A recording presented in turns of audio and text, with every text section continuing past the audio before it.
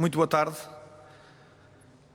O que ouvimos nesta reunião com especialistas, aqui na sede do Infarmed, é altamente marcante pela situação dramática e preocupante em que se encontra o nosso país, com uma tendência altamente crescente do número de contágios e em que se estima que, mesmo aplicando o confinamento, e estes foram dados aqui lançados hoje, daqui a 2 semanas teremos muito provavelmente o dobro de contágios, isto é, estaremos perto dos 14.000 casos diários.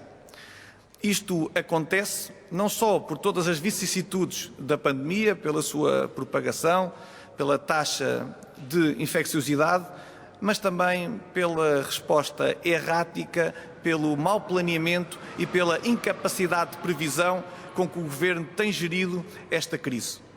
Nós ouvimos aqui há muito pouco tempo, uns meses atrás, o Primeiro-Ministro dizer, e estou a citar: já sabemos uma coisa, o país não pode impor um novo confinamento porque as pessoas, as famílias e as empresas não vão suportar, e afiançou de forma confiante que já estava a preparar a segunda vaga, e a verdade é que reparamos que hoje parece consensual, mesmo na comunidade científica, que já atravessamos a 3ª vaga e continuamos a cometer os mesmos erros, a mesma incapacidade de previsão, o mesmo preconceito ideológico por parte do Governo na abordagem desta pandemia, e verificamos, infelizmente, que a situação está descontrolada. E isto acontece porque, quando as autoridades relaxam, como nenhum outro país na União Europeia, os resultados são a fatura que estamos a pagar agora. E refiro nomeadamente ao período do Natal. Infelizmente, este Governo, por cegueira ideológica, permitiu que o nosso SNS entrasse em ruptura, e é preciso dizer que o rei vai nu. Mas o rei vai nu não foi por falta de aviso, e o CDS aqui tem capital próprio que agora importa usar, porque em tempo útil avisámos o Governo que esta insistência em concentrar a resposta na pandemia no nosso SNS iria levar a um ponto de ruptura e muita gente a ficar para trás, nomeadamente os doentes não Covid. E, de facto, o resultado que temos é muito claro. Nós temos a maior taxa de mortalidade dos últimos 70 anos, temos um esgotamento ao nível das camas em unidades de cuidados intensivos, temos doentes amontoados em corredores de hospitais, o que é uma situação verdadeiramente desumana. Temos milhões e milhões de consultas, exames e cirurgias que foram adiados, e um decreto da Sra. Ministra da Saúde que afirma que em Lisboa e Val do Tejo há uma suspensão de toda a atividade não urgente, o que significa que todos os esforços do SNS vão ser emprestados a curar os doentes não Covid e que os não Covid, infelizmente, estão numa situação de abandono e continuam a morrer pessoas. Portanto, existe uma responsabilidade política clara aqui da parte do Governo, podia ter impedido mortes e abrir o sistema de saúde a toda a capacidade instalada. Foi isso que o CDS defendeu através da Via Verde de Saúde, para dar uma consulta, um exame, uma cirurgia no setor social e particular a todos aqueles doentes cujo prazo de espera tivesse sido ultrapassado. O Governo decidiu não o fazer e o resultado é este que temos, infelizmente, com danos irreversíveis, que é uma mortalidade sem precedentes em Portugal. E por isso lamentamos profundamente este facto, apesar de todo o esforço sobre-humano que os nossos profissionais de saúde estão a empreender. Quero também dar uma nota para a vacinação. Nós hoje tivemos dados que são muito impressivos relativamente aos mais idosos. Nós verificamos que nas pessoas com mais de 80 anos a taxa de mortalidade por Covid-19 é cerca de 20%. O que significa que eles são a verdadeira locomotiva de mortalidade com esta crise pandémica. E o Governo, passado quase um ano, foi incapaz de criar as tais brigadas de intervenção rápida nas instituições para que este rastilho de mortalidade fosse definitivamente resolvido. E o CDS aqui propôs, por exemplo, um programa SOS de Lares para dotar estas instituições dos profissionais de saúde, para dar uma resposta adequada à pandemia e salvar vidas. Mas também verificamos outra coisa muito preocupante, é que observamos o seguinte: existem 660.000 idosos com mais de 80 anos em Portugal. E cerca de 400.000 não estão em instituições, nem em lares, nem numa rede de cuidados continuados. E estes mais de 400.000 não estão neste momento a ser vacinados. Portanto, não se compreende como é que estas pessoas são altamente vulneráveis, estão claramente mais expostas do que o resto da sociedade à morte por Covid-19, não foram incluídas na primeira fase do plano de vacinação. E peço imensa desculpa de chocar os mais sensíveis, mas de facto é que as respostas que ouvimos aqui hoje são incipientas, não satisfazem e não podem ser dadas. Foi-nos transmitido que, de facto, a operacionalização da vacinação a estas pessoas era mais complicada, algumas delas têm problemas de mobilidade, estão isoladas em suas casas. Mas, enfim, foi para isso, precisamente, que houve um período larguíssimo que antecedeu o início da vacinação para que estas situações fossem acauteladas e para que estes idosos pudessem ter o cuidado e a ajuda necessária para vencer esta crise pandémica. Repare, muitos portugueses têm pais, avós, bisavós até, numa idade muito avançada. E custa a crer que pessoas mais saudáveis estejam a ser entendidas como prioritárias e que estas estejam a ser deixadas para trás. Uma terceira nota que o CDS também gostaria aqui de deixar prende-se naturalmente com a situação da testagem e do rastreamento. Bem, nós verificamos, por exemplo, a Dinamarca, que é um país em termos de estrutura e dimensão muito próximo a Portugal, está a testar 4 vezes mais do que o nosso país. O que é que o Governo nos diz? Bem, há países que testam menos. Ao CDS não interessa comparar com aqueles que estão na cauda do combate à pandemia, mas sim àqueles que estão na linha da frente e conseguem evitar contágio e ter uma situação pandémica muito mais controlada em situações análogas e idênticas à do nosso país.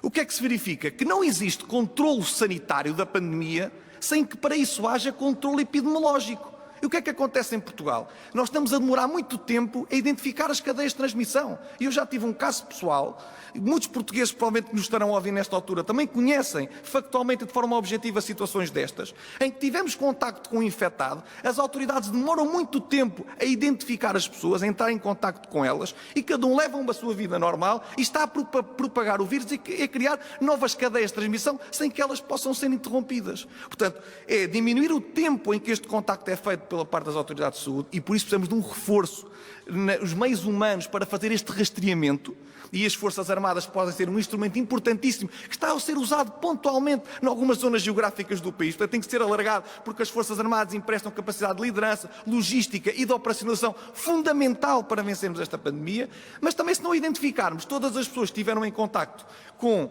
o infectado, nós teremos taxas de positividade mais baixas e teremos números claramente enganadores acerca do Covid. Hoje temos uma taxa de positividade acima dos 23%.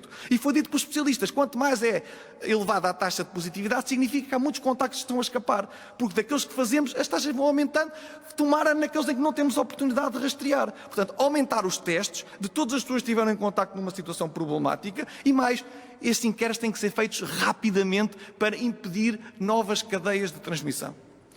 Outro ponto muito relevante tem a ver com a economia. O Governo não pode continuar a dar esmolas de tostões para compensar prejuízo de milhões. Aqui a equação é difícil de fazer e o CDS reconhece. Por um lado, salvar vidas humanas, por outro, empregos. Mas não podemos ter hesitações. Um partido humanista como o CDS tem que estar do lado daqueles que querem salvar vidas.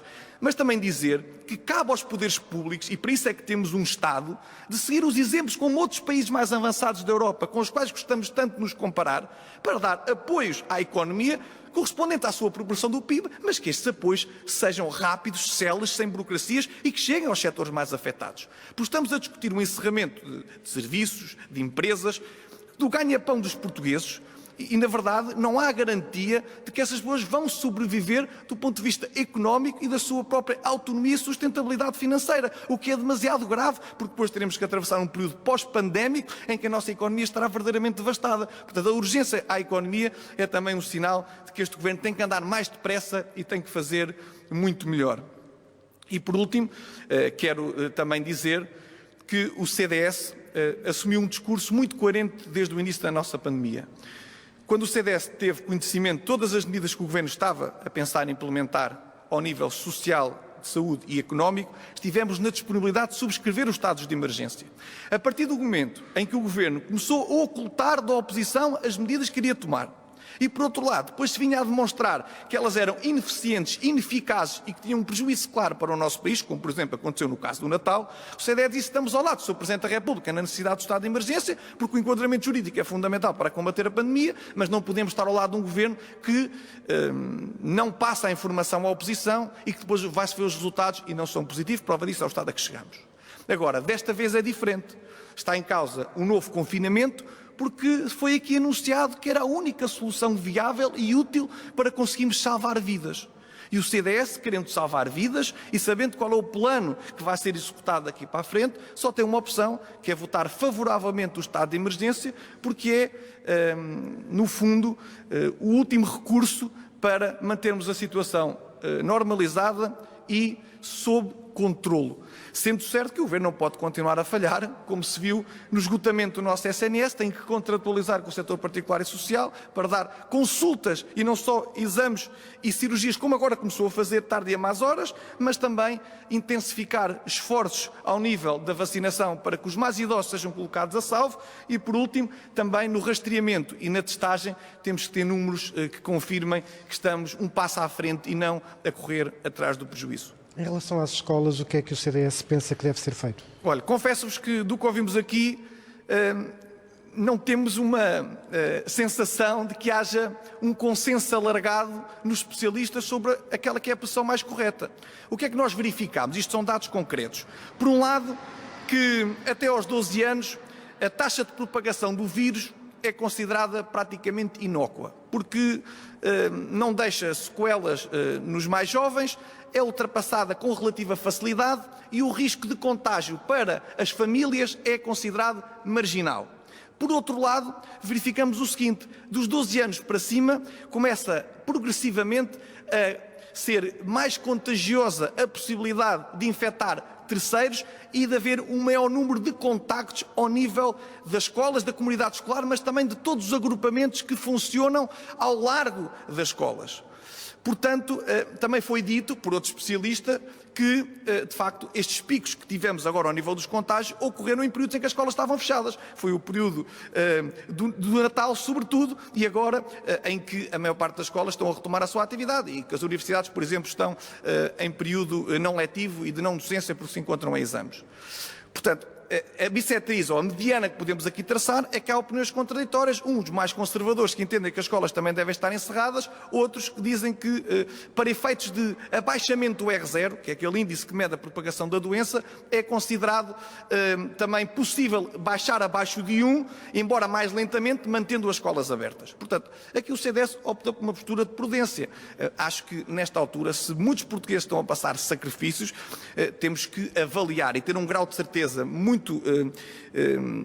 indicado para avaliar o seguinte, que é mais prudente, nesta altura, estarmos a evitar novos riscos e tratar de um encerramento mais geral a partir dos 12 anos, ou nas escolas, ou optar por mantê-las abertas. Talvez, nesta altura, a prudência recomende que todos os fatores que acrescentem risco de propagação do vírus devem ser eliminados e, por essa mesma razão, havendo divergência nas opiniões, talvez nos inclinássemos mais para que, acima dos 12 anos, as escolas pudessem optar por um modelo à distância, que infelizmente o Governo não tratou de acautelar o tal vale tecnológico. O CDS também prometeu e que o Governo, no início do ano letivo, disse que quando as aulas regressassem estava devidamente implementado para poderem ter ferramentas para um ensino online. Portanto, é uma geometria complexa que ainda não foi garantido aqui na reunião hoje com os especialistas como é que seria resolvida, qual é que é a chave para as aulas, mas há esta divergência e, de facto,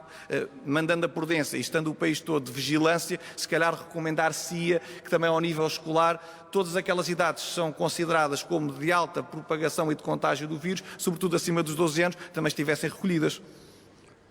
Diga.